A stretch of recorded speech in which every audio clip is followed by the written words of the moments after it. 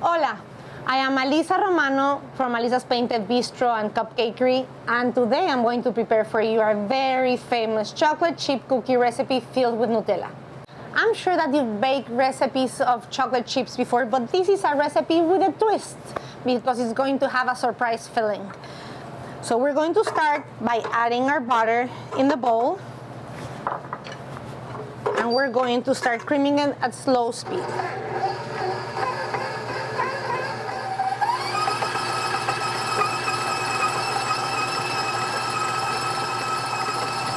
Now we're going to continue whipping our butter by adding first our brown sugar, granulated sugar. And now we're going to lift it up and we're going to start slowly again because we don't want all the sugar to start flying away.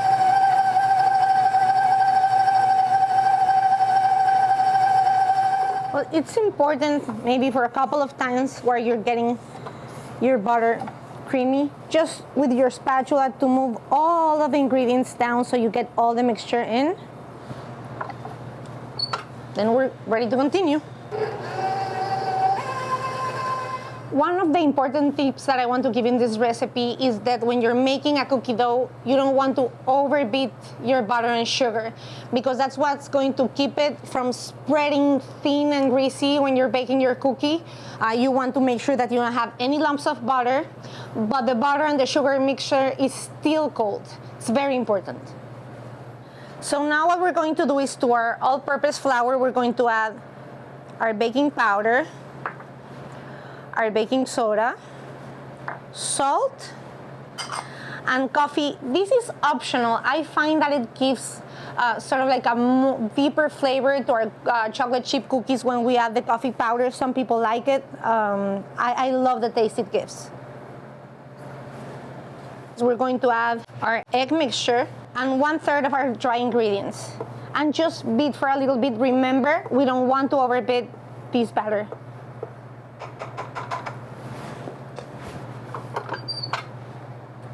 We're just going to beat it just enough. Before we finish, I just want to make sure that all of the ingredients are in, so we're going to bring everything that went up in our bowl down to the bottom of our bowl, and we're going to finish by adding our dry mix.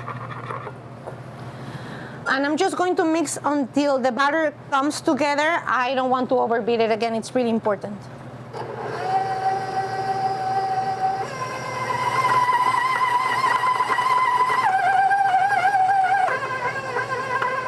We just finished by adding loads of chocolate chips.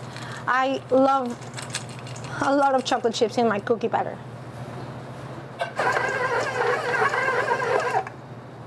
We're ready.